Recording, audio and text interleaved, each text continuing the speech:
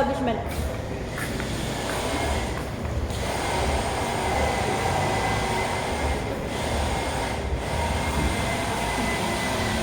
We're going to.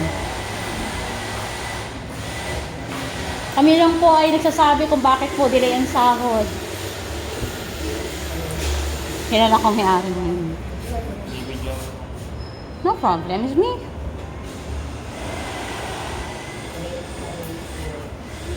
Kahit kami asawa ni Belkes, pinauwi ko. Ikaw, hindi ka naman guard dito.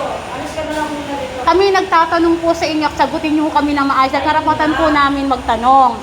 Siyempre po, kami ay, yun nga, hindi sa katwirang guide sir eh. May karapatan po kami magtanong. Ano ho masama magtanong? Magtatanong po kami ng maayos, sagutin ng kami ng maayos kasi kahit sabihin ninyo hindi po ako guide dito, asawa ko ay guard at hindi pa kami nakakatanggap pa ng sahod, tinatanong ho namin sa inyo kung bakit po delay.